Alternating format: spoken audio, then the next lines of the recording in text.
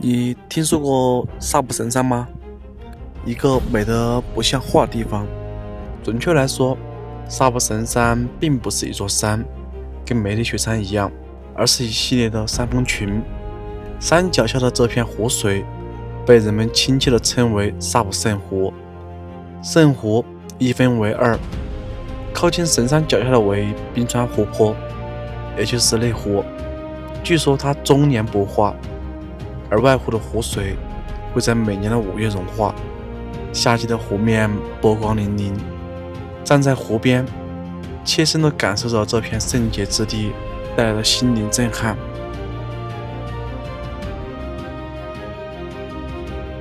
我必须得说，这是我见过最糟糕的景区，这不得不说，这是我见过最糟糕的景区。一定要不停的投诉、投诉、再投诉，收了钱就必须要服务于人民，是不是吧？对。那你不能服务于人民，那你就不应该收这种钱。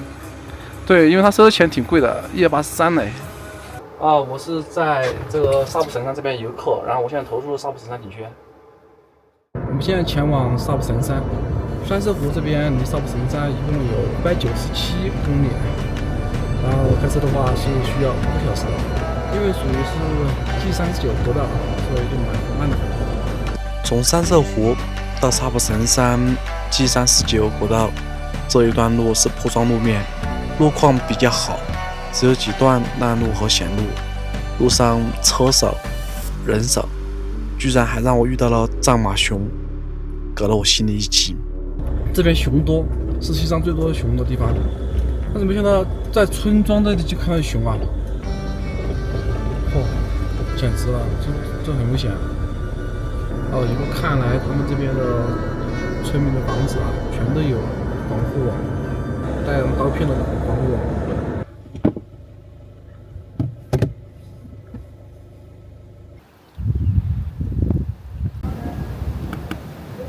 外面在下大雨，现在是早上4点多我头疼的厉害扛不住头疼的厉害，拿不下来，吃了颗药。本来开始想的是上午进去的但是上午头晕了，不想进去。现在是中午12点，我们刚吃完饭。你们看这个天气，有必要进景区吗？算了，我们先去买门票看一下吧。它的门票是3天可用。以前是150一个人，自己开车进去，想待几天就待几天。昨晚上就是这些狗子一直在叫，一直在保护我们。对，一直在保护我们，因为有熊真的有熊180呀！我操他大爷的，买的肉痛啊！咱这个门票是138元，观光车是45，总共加起来是183元。然后其中有很多优惠政策，假如说军人和医护人员、学生、退伍军人和捐残证或者残疾证，满60岁的，现役军人、捐残证这些都有优惠价。中级残疾人第2级是免票。哎呀，那我他妈的我8级那都免不了对，中的是8级。8级差点嘛。然后我现在也在纠结要不要进去，因为现在确实没什么东西。最后我还是决定去看一下，虽然是阴天，我们继续看一下阴天什么样子给你看一下。直接上车都没有检票这是12点15可以出发了。萨普神山是从去年10月起正式成为景区，之前是可以把车直接开进去，现在就只能坐景区的摆渡车了。看怎么样，你们觉得？这个天气在相机里面是差点意思。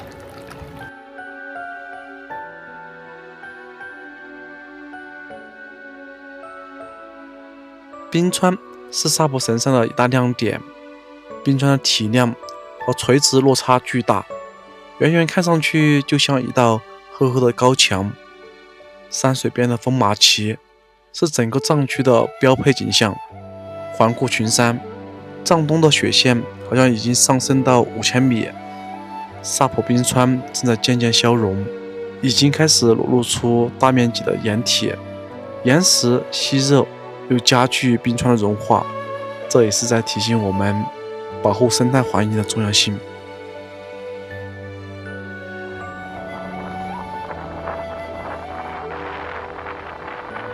这边海拔太高了，我感觉我走路都喘气。哇，累得慌。心有不甘地等了1个小时，高反都等来了，神山依旧是云雾茫茫。夏天的雪山大多数都是半遮半掩，2座锥形山峰，山间依稀可见。不过雪山没有云雾的陪伴，好像又少了一些灵动和乐趣。现在连雪山都看不见，突然下雨了，操！本来还在犹豫要不要去内湖的，可是你看这天气，你们说有必要去内湖吗？200元钱啊！下雨就不好搞了。这里面可以住宿，可以吃饭的，但这地方它没有给你修公用的躲雨的地方。今天也下雨啊，后天下雪。这几天的没太阳，你这个住到这里，你看不到啥子。找不到地方休息，哦，这里可休息。哎，你在这边等一下。泡面多少钱？泡面10块，奶茶，来个泡面吧。奶茶15块。就他这个最便宜。比这路上也和你看那沿路上旁边也卖碗方便面，卖点20个。我最后决定还是走吧。走了，回去吧。下山，看一下吧。这完全是没戏的节奏。这边没有车啊，没有车来。哎，真的是这景区。我现在再去看一下有没有车。啊，这景区真的是，啊，你都不知道有没有车上来，它没有一个让你避雨的地方，我真的是郁闷了。第一次见这种景区，送上来和接下去的时间是随机的。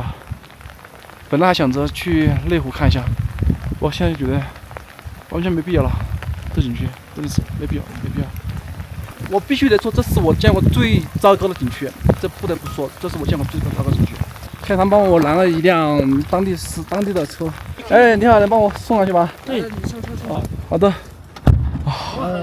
哦，好，谢谢。多少钱一下？好，谢谢你。哦，谢谢了。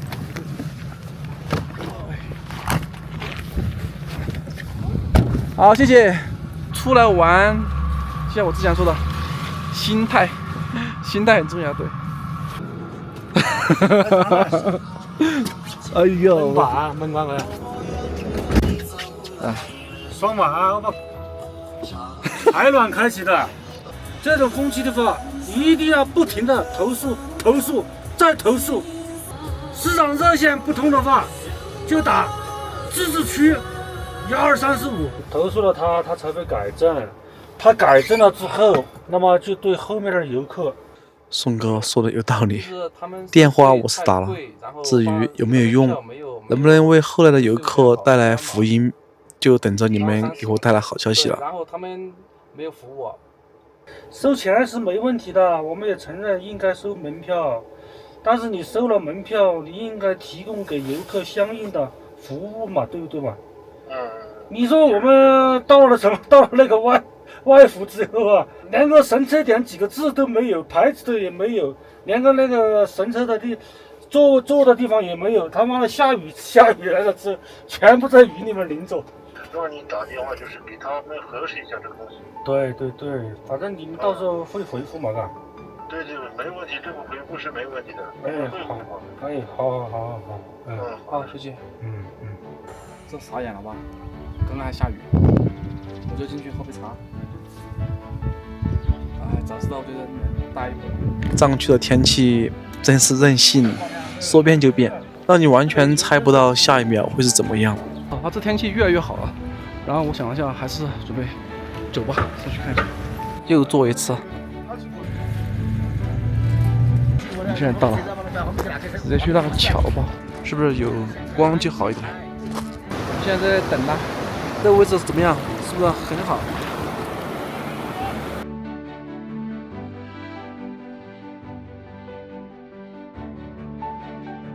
在这片静谧的土地上，除了清晰的河流，还有一群群牦牛与马在悠闲的漫步，与河流共同构成了一幅美妙的画卷。他们藏区其实是没有柴火的，那怎么办呢？就是晒牛屎。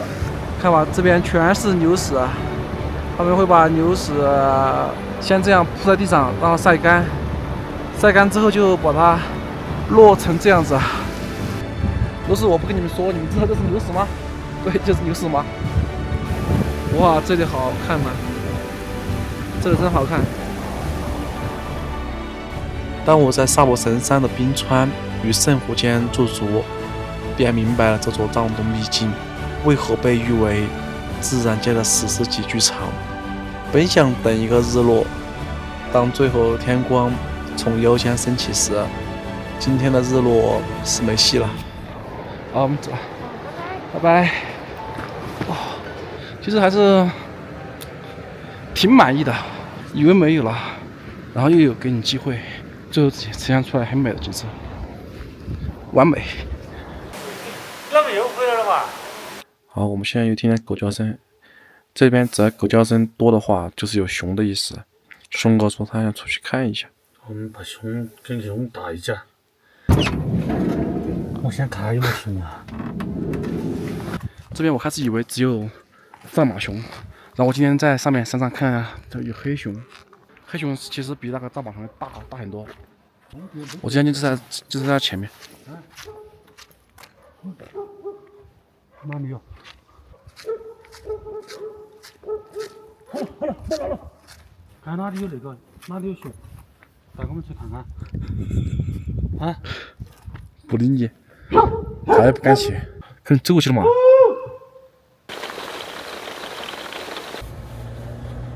我们现在离开萨布神山景区，前往凉曲乡，准备去穿越麦迪卡湿地。今天还是有点小雨，但是西藏这边不一定，这里下小雨，肯定那边是大晴天。麦迪卡湿地还是有点意思的啊。哦，这边下雨了。就说海拔的下降，我的高反也好多了。昨晚上这边山上下雪了，现在这边室外温度也只有5度。我们现在在下拉山，海拔是5000米，这个路也不是很好，就是土路吧，但是它压得很平了。但是没有下雨的话，其实这个路还好。在进入麦迪卡湿地之前，我们得把油加满。0号柴油现在是7.37，那个凉曲乡，现在是拉去，我们现在还没到凉曲乡嘛，还有20公里。我们到前面吃饭。我随便找个地方吃一顿，然后就准备去穿越麦迪卡湿地。我们去川菜馆吃个。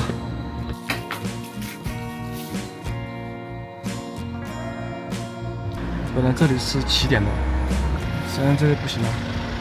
我们只能换一个路进去。这里是凉曲乡，然后本来我们该从这里进去的。麦迪卡湿地它是分为东西线和南北线、穿越线啊。东西线的话，现在是雨季的话，它那个车走印很深，一般车除非是全硬派的四驱车啊才能过，其他车就别想了。然后我们这次走的是南北线。南北线的话，相对于说东西线就要简单的多。你看，所以说宋哥他就可以走这个路。走南北线也算是一种保守的选择。我们俩都没有很专业的越野经验不说，何况现在还是雨季。屏幕前的小伙伴一定要记住，道路千万条，安全第一条。走路离一边骑到骑，千万不要走好路，我说嘛，走好路就该走错了。哦，路上的风景真的是让人目不暇接，应该是整个西藏的风景都是如此。幽深的峡谷，奔腾的河流，顽强的植被，泥泞的山路，当然还有那稀薄的空气。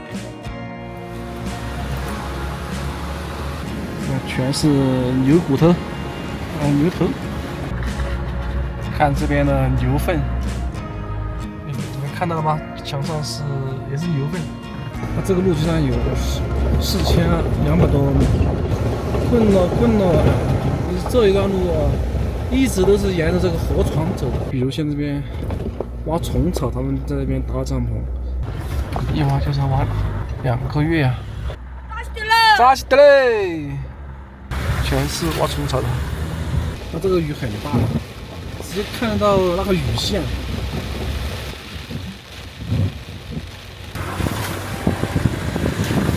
我们现在已经到了麦迪卡湿地了，但是现在下雨下来大雷。我去，这风还是大呀！风还是大呀！今天应该有日落。我现在出省道，去前面一个湖看一下。哇塞，这路好漂亮！哇，这路边的风景真好看。